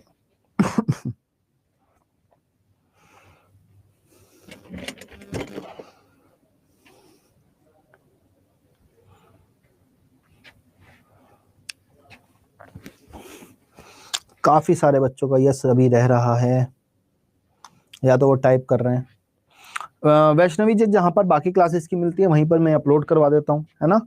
अगर नहीं मिलती तो एक बार मेंटोर्स होंगे, आपको एक बार उन्हें कॉल करना, वो आपको बता देंगे कैसे करना है, ठीक है। चलो आ गया। एक और एग्जाम्पल लेते हैं, बड़ा मजेदार एग्जाम्पल है। ये एक सड़क थी, यहां पर आप खड़े थे सड़क पर, ठीक है। यहां पर कुछ बच्चे जो हैं वो रोड क्रॉस कर रहे थे। यहां पर आप देखते हो कि एक कार जो है वो तेज स्पीड से आ रही है और यहां पर इन बच्चों से वो कार टकराएगी, इन बच्चों की डेथ हो जाएगी। आप भागे भागे गए यहां पर इन बच्चों को बचाने के लिए, इन बच्चों को धक्का दिया और उस चक्कर में आपके यहां पर इंजरी हो जाती है, आपके चोट लग जाती है। अब ये जो ड्राइवर थे, ये मिस्टर ए थे, तो आप यहां पर एक्स आपका नाम है, आप चले जाते हो कोर्ट में ए के अगेंस्ट। ए कहते हैं वॉलंटरी नॉन फिट इंजूरिया। भाई साहब को पता तो था कि मेरी गाड़ी तेज आ रही है, अगर वो मेरी गाड़ी के सामने आएंगे दूसरे को बचाने के लिए भी, तो यहाँ पर उनके चोट लग सकती है, उनके चोट लग गई। It is a simple case of voluntary non fit injuria. क्या यहाँ पर मिस्टर ए को आप डिफेंस देंगे या नहीं देंगे? Will it be a defence और नॉट? क्या ये डिफेंस होगा या नहीं होगा?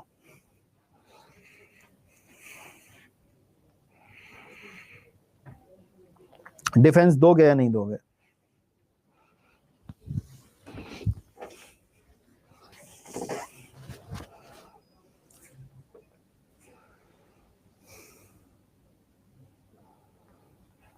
यहां पर आप सड़क क्रॉस कर रहे थे कुछ बच्चे, एक ही कार बहुत तेजी से आ रही थी, ठीक है। आप यहां पर रोड के बराबर में बैठे थे, आपने देखा इन बच्चों की तो डेथ हो जाएगी एक एक कार से, तो आप भागे भागे गए, उन बच्चों को धक्का दिया, लेकिन आपके यहां पर चोट आ जाती है एक ही कार से, आप नहीं बच पाते। अब आप कोर्ट में ले जाते हो मिस्टर ए को कि आप यहां पर बहुत तेज गाड़ी चला रहे थे और उसकी वजह से मेरी चोट लग गई। ये चीज प्रूव हो जाती है, पर मिस्टर ए यहां पर डिफेंस लेते हैं कि जो चोट लगी वो यहां पर लगी है किसकी वजह से?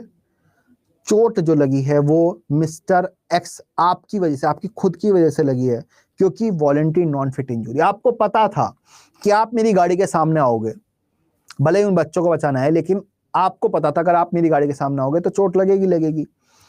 You have the knowledge of that risk and you have voluntarily consented about it, क्योंकि आप भागे भागे आए हो। तो आप यहां पर मिस्टर ए को डिफेंस दोगे या नहीं दोगे?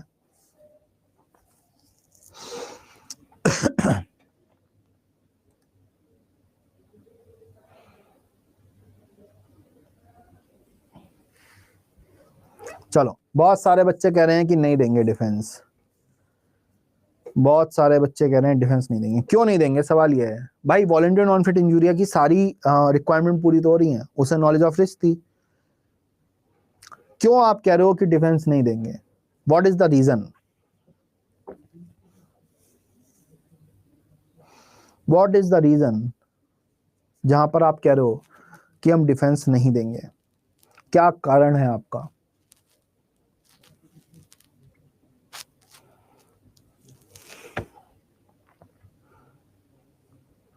डिफेंस तो मिलेगा, डिफेंस तो मिलेगा।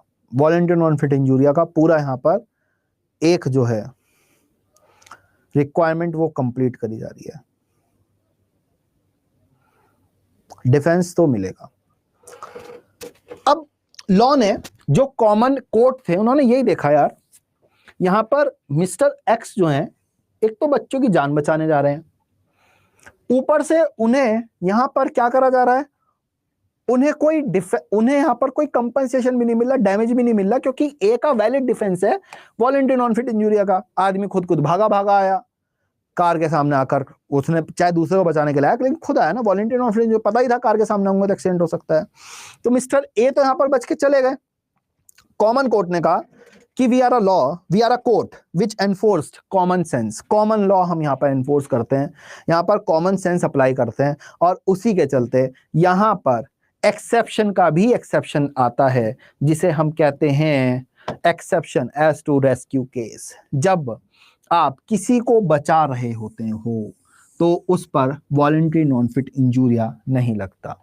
जैसे आपके घर के पास में बिल्डिंग में एक आग लगती है, अब ऊपर जो है 5-6 लोग जो हैं फंसे हुए हैं, आप बिल्डिंग में एंटर करते हो यहाँ पर और गेट वेट तोड़ते हो और उन्हें बाहर निकालने के लिए आप अंदर जाते हो, बाहर निकाल लेते हो कुछ लोगों को, लेकिन उस चक्कर में आपके यहाँ पर कुछ चोट लग जाती है, आप यहाँ पर थोड़े से जल जाते हो। तो दूसरा व्यक्ति तो कहेगा ना वॉलंटियर नॉन फिट इंजूरी, भाई जलती हुई बिल्डिंग में अंदर जाओगे तो तुम्हारे तो चोट लगी ही लगेगी, मुझसे क्या कह रहे हो। मैं अगर उन लोगों को चोट लगती जो ऊपर 5 लोग थे, मैं उसके लिए रिस्पॉन्सिबिलिटी लेता हूं, मैं टॉट के अंदर लायबल हूं, ठीक है। मैं तुम्हारे लिए कैसे लायबल हूं? It is a case of volunteer non fit injuria, तो ऐसे तो कोई किसी की मदद ही नहीं करेगा। इसी वजह से यहाँ पर कॉन्सेप्ट आता है रेस्क्यू केस का कि वॉलंटियर नॉन फिट इंजूरिया की डिफेंस नहीं मिलेगी अगर आप बचाव करने गए हो किसी का। अगर आप किसी का बचाव करने गए हो, रेस्क्यू मैटर है, तो उस कंडीशन में यहां पर डिफेंस नहीं मिलेगा, उस कंडीशन में आपको डिफेंस नहीं मिलेगा। 2 लैंडमार्क जजमेंट है इसके ऊपर। जो पहला दूसरा जजमेंट है, पहले वो पढ़ते हैं यहां पर।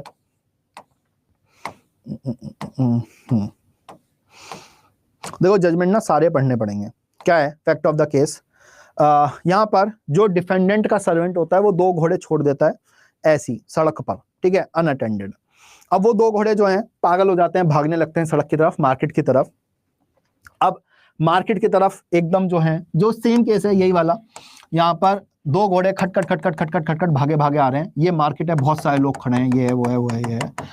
आप यहाँ पर एक ट्रेंड हॉर्स राइडर हो, आप यहाँ भागे भागे आते हो, उन घोड़ों के ऊपर चढ़ते हो, इन घोड़ों को रोक देते हो, लेकिन घोड़े के रोकते रोकते आपके चोट लग जाती है। अब यहाँ पर इस केस के अंदर हेल्ड करा गया कि यहाँ पर वॉलंटियर नॉन फिट इंजूरिया का डिफेंस नहीं मिलेगा क्योंकि it was a rescue case. तो यहाँ पर जो डिफेंडेंट का सर्वेंट है वो 2 घोड़े अनअटेंडेड छोड़ देता है, घोड़े जो हैं वो भागना शुरू कर देते हैं। यहाँ पर जो बच्चे हैं, जो महिलाएं हैं, उनको चोट लग सकती थी। यहाँ पर जो पुलिस कांस्टेबल है वो देखता है कि यहाँ पर डेंजर है, वो यहाँ पर घोड़े को रोक देता है, लेकिन उसे बहुत ज़्यादा चोट लग जाती है। यहाँ पर डिफेंडेंट को लायबल करा गया, पुलिस कांस्टेबल को पैसे देने पड़े। यहाँ पर जो लॉ है वो ये एस्टैब्लिश करा जाता है कि the rescuer act need not to purely instinctive to be considerable reasonable. यहाँ पर कोई और तरीका भी हो सकता था शायद उन घोड़ों को रोकने का, चोट ना लगती उसके। लेकिन जो हम प्राइवेट डिफेंस में पढ़ते हैं कि we can not weigh everything on the golden scale. उस टाइम आपको ऐसा आया कि मैं जाकर सामने खड़ा होता हूं घोड़े के तो घोड़े रुक जाएंगे, आप खड़े हो गए। आपको यह भी तरीका हो सकता था कि कोई और आप चीज देख लो, कोई डंडा वंडा देख लो, वो घोड़ों में अड़ा दो तो चोट ना लगे, लेकिन आपने चाहे वो ही चूज कराओ। आप वहां पर गोल्डन स्केल पर वे नहीं कर सकते कि आपको ये नहीं करना चाहिए था बचाने के लिए, वो कर लेते। आप कोई फायर फाइटर थोड़ी हो जो आप अंदर घुस गए किसी की जान बचाने के लिए। उस टाइम ये आर्गुमेंट काम नहीं करेगा, उस टाइम यहां पर कोई आर्गुमेंट काम नहीं करेगा कि और बेहतर तरीका हो सकता था। चाहे आप जानबूझ के डेंजर ले रहे हैं, यहां पर आपको रेस्क्यू केस का बेनिफिट मिलेगा ही मिलेगा, वॉलंटियर नॉन फिट इंजूरिया यहां पर नहीं लगेगी। यहां पर वॉलंटियर नॉन फिट इंजूरिया का प्रिंसिपल एप्लीकेबल नहीं होगा, डिफेंस नहीं मिलेगा। ठीक है,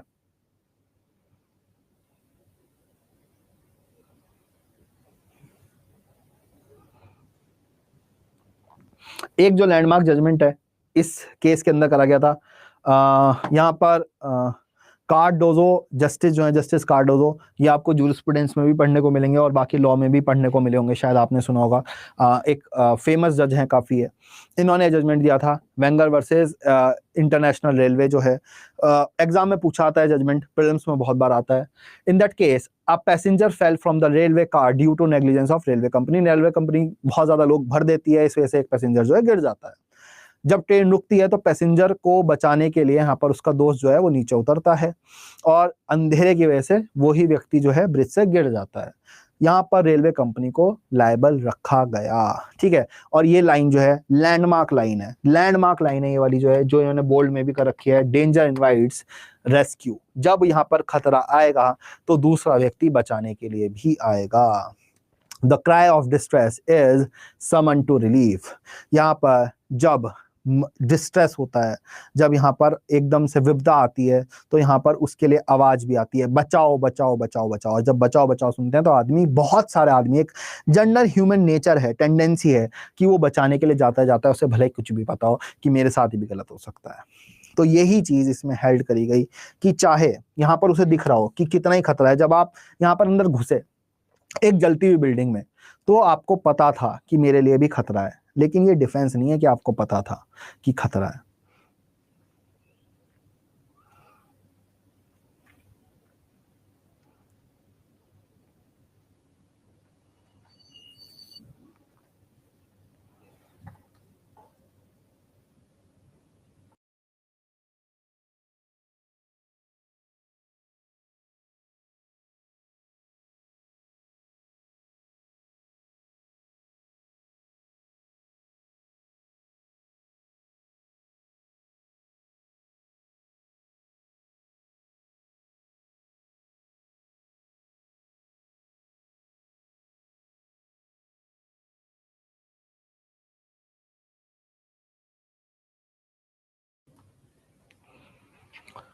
सो एग्जाम्पल समझाने के बाद क्या पढ़ा है? आप वीडियो रुक गई थी, प्लीज बता दीजिए। बच्चे को बचाने के बाद एक्स को डैमेज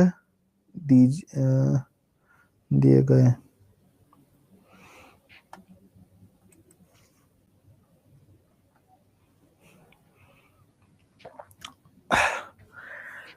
चलिए सुप्रिया जी, इसका जवाब मैं दूंगा, लेकिन अभी नहीं, कभी और, है ना। तो जो कुंभ हो रहा है वो एक एक्स्ट्राऑर्डिनरी सर्कमस्टांसेस है। वहां पर जो भी होता है वो मेरे हिसाब से एक्स्ट्राऑर्डिनरी सर्कमस्टांस है। हम सरकार को कितना भी कोस लें, हम किसी को कितना भी कोस लें, ठीक है, मेरे हिसाब से they have done a phenomenal job. कोई कितना ही बोल ले कि ये हो गया वो हो गया, भाई हर चीज फ्री में इंडिया में ना कभी मिली है और ना आगे 100 साल, आने वाले 100 साल में मिलने वाली है, ठीक है। तो मैं गया नहीं हूं अभी, लेकिन जितना मुझे यहाँ पर दिखता है they have done a phenomenal job, बहुत शानदार जॉब करी है। अब उसमें सरकार की गलती, जब लोगों के लिए रास्ते बंद करे जा रहे हैं तो लोग ये कह रहे हैं हमारे लिए रास्ते बंद कर दिए। लोगों का तो काम है कहना, कुछ तो कहेंगे वाली बात है ना। तो it is a waste of time to discuss Kumbh. जब 100 रुपये होते हैं तो 100 रुपये में जब 20 लोगों को खाना खिलाना होता है, तो यहाँ पर आप पनीर नहीं खिला सकते, नमक से रोटी खिलानी पड़ती है। अब जो नमक से रोटी खा रहे हैं उन्हें दिक्कत है कि हमें नमक से रोटी मिल रही है, तो उन्हें 100 की जगह 200 रुपये यहाँ पर कंट्रीब्यूट करने पड़ेंगे, ठीक है। चलो, दिव्यांशु जी कह रहे हैं कि सर एक एग्जाम्पल। बेटा मुझे आप समझ नहीं आ पा रहा कि आप कहाँ से मिस कर गए, है ना, कहाँ से मिस कर गए, मुझे ये समझ में नहीं आ रहा। लेकिन मैं एक बार वाइंड अप कर देता हूँ। फिलहाल जितने बच्चों को समझ में आ गया वो वाई लिख दो, और जिन्हें नहीं आया वो एन लिख दो, ताकि मैं यहाँ पर दोबारा उस हिसाब से समझा सकूँ, है ना।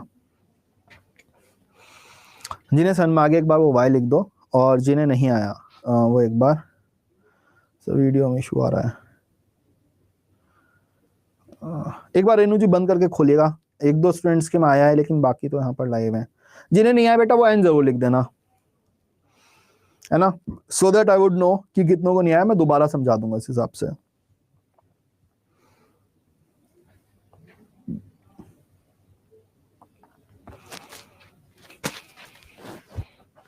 तो ये जो एक्सेप्शन है वॉलंटरी नॉट फिट इंजूरिया का, it is a common law, it is a common basic. एक बार बेटा बता देना क्या सन में नहीं आया, पूरा सन में नहीं आया, कोई स्पेसिफिक पार्ट नहीं है, उस पर मैं ज्यादा ध्यान दे दूंगा, है ना मिश्रा। तो एक बार बता दीजिएगा आप कि मुझे ये चीज और बता दीजिएगा सर, ये वाला पॉइंट, या फिर पूरा नहीं आया वो बता देना, ठीक है, तो उसमें मैं ज्यादा ध्यान दे दूंगा। तो जो टॉट है अगर देखा जाए completely it is based on किस चीज पर, कॉमन लॉ पर। और कॉमन लॉ क्या है, कॉमन सेंस है। तो बेसिक सी बात यहाँ पर लॉ क्या कह रहा है, वो यही कह रहा है कि यहाँ पर आप किसी व्यक्ति को बचाने गए, और यहाँ पर जिस व्यक्ति से गलती हुई उसे बेनिफिट मिल रहा है वॉलंटरी नॉट फिट इंजूरिया का, तो ऐसे तो कोई किसी को बचाने ही नहीं जाएगा। तो इसीलिए एक एक्सेप्शन क्रिएट करा जाता है वॉलंटरी नॉन फिट इंजूरिया का, कि रेस्क्यू केस अगर आप किसी को बचाने जाते हो तो दूसरा व्यक्ति ये डिफेंस नहीं दे सकता, ये तो खुद कूदा था आग में। जैसे अगर बिल्डिंग में आग लग रही थी, आप बचाने गए किसी व्यक्ति को यहाँ पर, और आप बिल्डिंग के अंदर घुसे, और फिर यहाँ पर आप आग के अंदर गए, आप भी जल गए, तो यहाँ पर ये डिफेंस नहीं दिया जा सकता कि जो बाकी 5 लोग थे वो जले, उनके लिए मैं लायबल हूं, लेकिन इसके लिए लायबल नहीं हूं क्योंकि ये तो खुद गया था, क्योंकि यहाँ पर आप बचाने गए हो। तो यही चीज जो है वो 2 केस में डिस्कस करी गई, जो पहला केस है वो है हमारा वैगनर वर्सेस इंटरनेशनल रेलवे, जिसमें एक व्यक्ति जो है वो गिर जाता है ट्रेन से। किसकी गलती से? यहाँ पर रेलवे कंपनी की वजह से। अब रेलवे कंपनी की गलती क्या हो सकती है? जैसे यहाँ पर ट्रेन ओवर क्राउडेड थी बहुत ज्यादा, ठीक है, तो उसका जो दोस्त था वो उसे बचाने के लिए जाता है। अब उसका जो दोस्त है वो खुद ब्रिज से गिर जाता है क्योंकि अंधेरा हो रहा होता है। तो यहाँ पर रेलवे कंपनी जो है लायबल रखी जाती है। किस चीज के चलते? क्या ऑब्जर्वेशन दी जाती है कोर्ट द्वारा? तो यहाँ पर ये बहुत फेमस लाइन है जस्टिस कार्डो की। यहाँ पर आप जूरिस्प्रूडेंस में भी पढ़ेंगे इनका नाम, बहुत फेमस जज है ये, कि डेंजर इनवाइट्स रेस्क्यू। यहाँ पर जब भी खतरा आता है तो वो यहाँ पर बचाव का एक ह्यूमन इंस्टिंक्ट है कि बचाने आदमी जाता ही जाता है, ठीक है। तो यहाँ पर danger invites rescue, the cry for distress is a summon to relief. यहाँ पर जब भी व्यक्ति परेशानी में आता है तो यहाँ पर क्या चिल्लाता है? बचाओ बचाओ ही चिल्लाता है। तो अगर दूसरे व्यक्ति को यहाँ पर बचाना हमारा एक ह्यूमन बिहेवियर है, और यहाँ पर डिफेंडेंट की गलती की वजह से दूसरा व्यक्ति गिरा ट्रेन सर, अब जो उसे बचाने गया है वो यहाँ पर अपने ह्यूमन बिहेवियर की वजह से गया है, उसे बचाने के लिए गया है, तो यहां पर दोनों ही लायबल होने वाले हैं। यहां पर जो रॉन्ग डूअर है वो लायबल होगा ही होगा, जो ट्रेन कंपनी है वो लायबल होगा, जो व्यक्ति ट्रेन से गिरा उसके लिए भी, और जो उसे बचाने गया और उसे बचाने के चक्कर में जैसे चोट लग गई उसके लिए भी, दोनों के लिए यहां पर लायबल होने वाला है, ठीक है। यहां पर रॉन्ग डूअर जो है वो दोनों के लिए लायबल होने वाला है।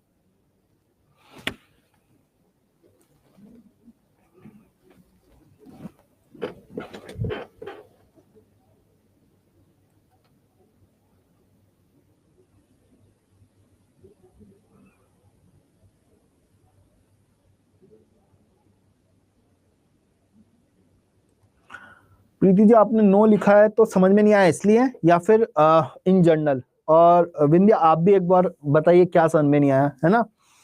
तो पहला केस तो ये था। अगला था हमारा हेन्स वर्सेस हार्डवुड, जिसके अंदर यहाँ पर हमने फैक्ट देखे कि दो घोड़े जो हैं वो आ रहे हैं। अब उन्हें बचाने के लिए यहाँ पर पुलिस कांस्टेबल जो है सामने कूद जाता है, उसके चोट लग जाती है।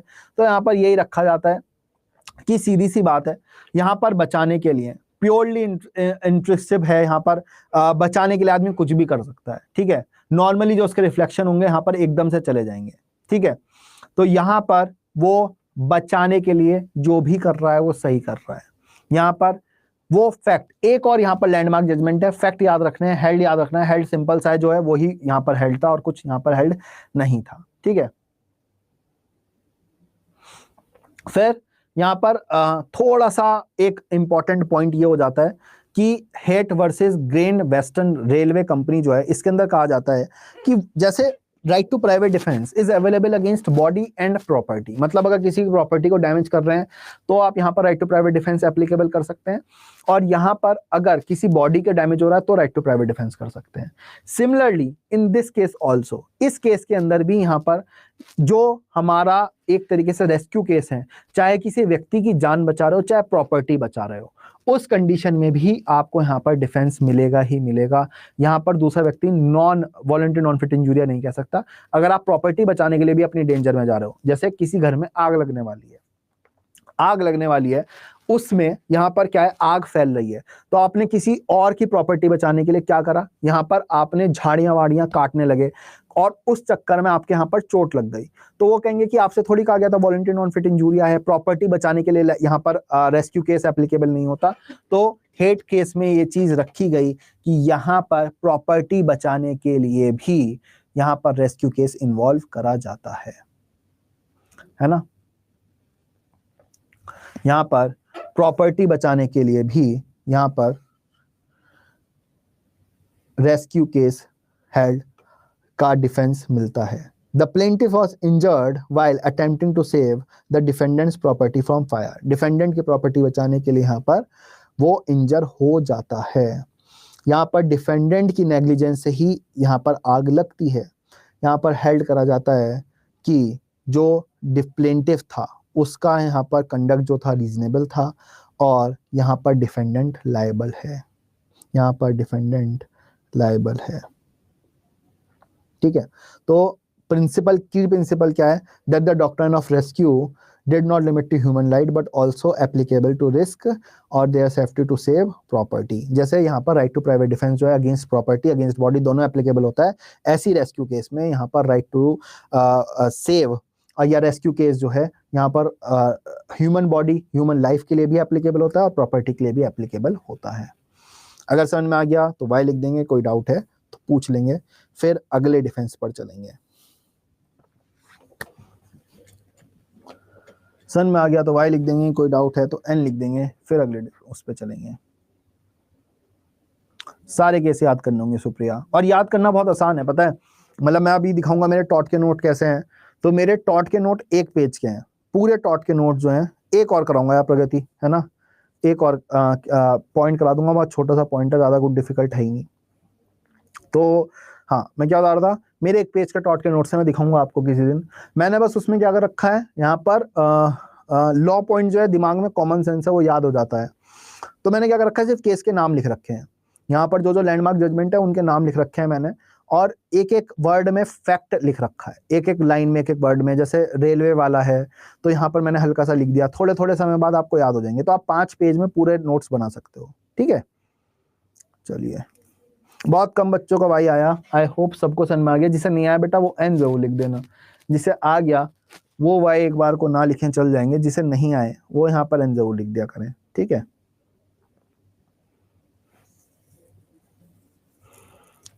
चलिए, बात आती है डॉक्ट्राइन ऑफ इनएविटेबल एक्सीडेंट की। डॉक्ट्राइन ऑफ इनएविटेबल एक्सीडेंट बहुत फेमस वर्ड हो गया इनएविटेबल, जब से यहाँ पर आई एवेंजर्स, है ना, एवेंजर्स एंड गेम, उसके अंदर यहाँ पर बोलता था थैनोस कि आई एम इनएविटेबल, और उसके बाद टोनी स्टार्क जो है वो बोलते हैं I am Iron Man. Last scene Endgame का, सेकंड लास्ट सीन अगर कहा जाए तो। इनएविटेबल क्या है? अनहोनी, अनहोनी। फॉर एग्जाम्पल, आपके पास एक गाड़ी है, आप उस गाड़ी की रेगुलर बेसिस पर सर्विस कराते हो, आप हाईवे पे जा रहे हो, हाईवे की speed limit 100 kilometre per hour की है, आपकी स्पीड जो है यहां पर 80 किलोमीटर है। चलते चलते आपकी गाड़ी के ब्रेक फेल हो जाते हैं और यहां पर एक्सीडेंट हो जाता है। क्या आप लायबल हो या नहीं हो? क्या आप यहां पर लायबल हो या नहीं हो?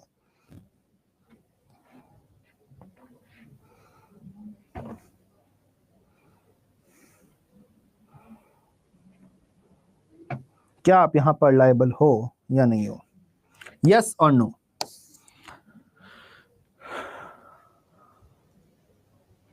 क्या आप यहां पर लायबल होंगे या नहीं होंगे? नहीं होंगे। बेटा लायबल कैसे कर रहे हो? लायबल कैसे कर रहे हो मुझे ये बताओ। यहां पर लायबल कैसे कर रहे हो? लायबल कैसे हो जाएगा एक व्यक्ति जो 100 किलोमीटर की स्पीड लिमिट में 80 किलोमीटर की गाड़ी चला रहा है, ठीक है, यहां पर अपनी गाड़ी की सर्विस रेगुलर बेसिस पर करा रहा है, ब्रेक फेल हो गए, उसकी क्या गलती भाई, है ना, उसकी क्या गलती? यहां पर अगर ब्रेक फेल हो जाते हैं तो यहां पर वो लायबल नहीं होगा। फिर यहां पर एक व्यक्ति है जो यहां पर सर्विस कराए हुए जिसे हो गए कितने, 15 महीने, 15 मंथ्स हो गए, सर्विस नहीं कराई उसने, गाड़ी चला रहा था, 100 किलोमीटर पर आवर की लिमिट थी, 80 पे चला रहा था, ब्रेक फेल हुए, क्या ये व्यक्ति लायबल होगा या नहीं होगा? क्या ये व्यक्ति लायबल होगा या नहीं होगा? That person can be liable, वो व्यक्ति लायबल हो सकता है, ऑब्वियस सी बात है यार। सर्विस जो है गाड़ी की यहाँ पर आपको रेगुलर बेसिस पर करा लेनी चाहिए, आपको यहाँ पर ब्रेक ऑयल वगैरह चेक करा लेना चाहिए। यहाँ पर मशीन फेल हुई क्योंकि आपने सर्विस नहीं कराई, आपकी नेग्लिजेंस की वजह से, लेकिन यहाँ पर मशीन फेल हुई, यहाँ पर आप चाहकर भी आप रेगुलर सर्विस करा सकते थे, आपने रेगुलर सर्विस कराई, 100 की लिमिट थी, आपने 80 पे गाड़ी चलाई, आपकी फिर भी ब्रेक फेल हो गए, आपसे गाड़ी नहीं रुकी क्योंकि ब्रेक फेल हो गए, तो आपकी कोई गलती नहीं थी, यहां पर अनहोनी हो गई, अनअवॉइडेबल एक्सीडेंट हो गया। तो लॉ ऑफ टॉर्ट यहां पर डिफेंस देता है इनएविटेबल एक्सीडेंट का, एक एक्सीडेंट ऐसा जिसे रोका ही नहीं जा सकता था, जो अनहोनी थी। A defendant can escape liability of tort if they can establish the plaintiff injury result from an accident rather than from any willful or negligent act. The accident refers to unexpected event that could not have been foreseen और avoided despite exercising reasonable care. वो accident ना ही देखा जा सकता था और ना ही किसी भी रीजनेबल केयर के बाद रोका जा सकता था। An accident refers to an unexpected event that could not have been foreseen, ना ही देखा जा सकता था ना ही रोका जा सकता था, चाहे कितनी रीजनेबल केयर रख लेते उस चीज पर, चाहे कितना ही रीजनेबल केयर रख लें। जैसे जो हमारा जजमेंट है हमारा ये ब्राउन वर्सेस कैंडल, बहुत शानदार जजमेंट। यहाँ पर प्लेंटिफ और डिफेंडेंट जो हैं उनके कुत्ते आपस में लड़ रहे थे, डिफेंडेंट उन्हें बचाना जाता है। यहाँ पर बचाते बचाते क्या होता है, प्लेंटिफ की आंख पर धोखे से, जैसे दो लोग लड़ रहे हैं, दो लोगों के बीच में आप गए, दो लोगों को आप हटाने की कोशिश कर रहे हो, दूसरे ने एकदम से ऐसे करा आपका हाथ और आपका हाथ पीछे वाले के जाकर लग गया, उसकी आंख इस चक्कर में चली गई। सिमिलर केस है यहाँ पर। तो यहाँ पर डैमेजेस के लिए सू करते हैं। यहाँ पर कोर्ट कहता है भाई साहब कोई ऐसी बात नहीं है यहाँ पर कि प्योर एक्सीडेंट था, है ना। जब मारपीट होती है, लड़ाई वड़ाइयाँ होती हैं तो ऐसा अक्सर हो जाता है यहाँ पर कि एक्सीडेंट था। उस कंडीशन में यहाँ पर कोई भी रॉन्गफुल इंटेंट, कोई नेग्लिजेंस नहीं था उस कंडीशन में। दूसरा केस यहाँ पर श्रीधर तिवारी का देखने को मिलता है, जिसके अंदर क्या है, एक बस चल रही है, नॉन स्पीड पर बस चल रही है। यहाँ पर ज्यादा क्या कहते हैं, पैसेंजर भी नहीं भर रखे उस बस ने। अब क्या है, यहाँ पर एक साइकिलिस्ट एकदम जो है बस के सामने आ जाता है। जैसे ही साइकिलिस्ट सामने आता है, एकदम से यहाँ पर ब्रेक मारे जाते हैं बस ड्राइवर द्वारा। अब उसी समय बाई चांस बारिश हुई थी, तेज बारिश हुई थी यहाँ पर। इस चक्कर में सड़क जो थी वो बहुत ज्यादा क्या हो रही थी, गीली हो रही थी, और बस जो है स्किड हो जाती है और यहाँ पर दूसरे व्यक्ति से जाकर टकरा जाती है, दूसरी बस से जाकर टकरा जाती है। जैसे ही ब्रेक मारे, बस जो एकदम से स्लिप होती है, स्किड होती है और सामने वाली बस से आकर टकरा जाती है। तो यहाँ पर रखा गया कि उस कंडीशन में यहाँ पर जो एकदम से ब्रेक मारे गए, यहाँ पर क्या हुआ, अनअवॉइडेबल था, ब्रेक मारने ही थे। बारिश हुई थी इसलिए स्किड हो गई, अगर बारिश नहीं होती तो स्किड नहीं होती। और उस कंडीशन में यहाँ पर माना गया कि कोई भी नेग्लिजेंस नहीं है ड्राइवर के एंड पर, कोई भी रॉन्गफुल एक्ट नहीं है, ब्रेक मारने जरूरी थे, नहीं रोका जा सकता, एक्सीडेंट हो गया हो गया। तो श्रीधर तिवारी वाला केस जो है इंपॉर्टेंट इसलिए हो जाता है, एक तो एग्जाम में पूछा था पहली बात, और दूसरा इसलिए क्योंकि ये केस जो है यहाँ पर इंडियन कोर्ट का है। तो बहुत कम जजमेंट है टॉट के अंदर जो हमें इंडियन जजमेंट के बेसिस पर देखते हैं, इसलिए रेलिवेंट हो जाता है, इसलिए इंपॉर्टेंट हो जाता है। ठीक है, तो Shridhar Tiwari versus UP state road transport corporation, landmark judgment है, इंपॉर्टेंट जजमेंट है।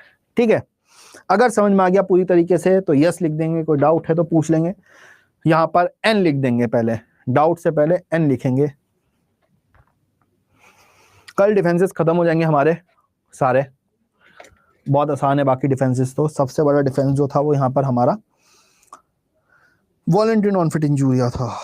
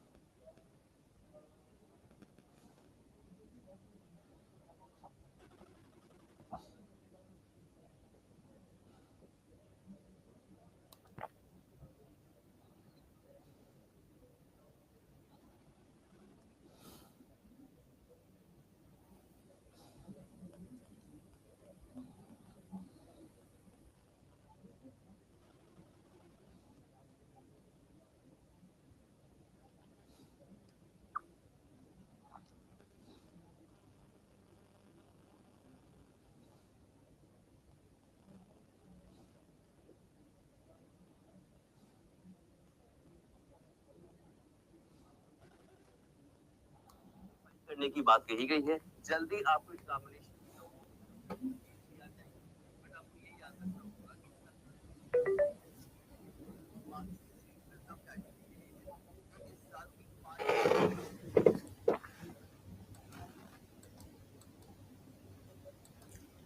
श्योर श्योर श्योर हिमांशु, है ना, 100%। ठीक है, तो फिलहाल आज के लिए इतना ही। मुलाकात होती है कल प्रॉपर क्लास होगी यार, है ना। और देखते हैं मंडे ट्यूसडे वेडनेसडे। वेडनेसडे तो पक्की छुट्टी है आपकी, ट्यूसडे भी ऑलमोस्ट छुट्टी होगी, मंडे में कोशिश करूंगा क्लास ले लूँ। ठीक है, मंडे या ट्यूसडे में से एक दिन क्लास होगी, that I will notify 100% for sure. और कोई भी डाउट हो तो मेरे से पूछ ही सकते हो, और बिना रेटिंग करे क्लास नहीं जानी, you know that 5 star is the highest. बाकी कल मिलते हैं फिर, ठीक है। और कोई भी डाउट हो तो फिर कल क्लास में टाइम से आ जाना, स्टार्टिंग में मैं डाउट ले लूँगा, और मिलते हैं कल, डिफेंसेस कंप्लीट करेंगे। ठीक है, चलिए, गुड नाइट एवरीवन।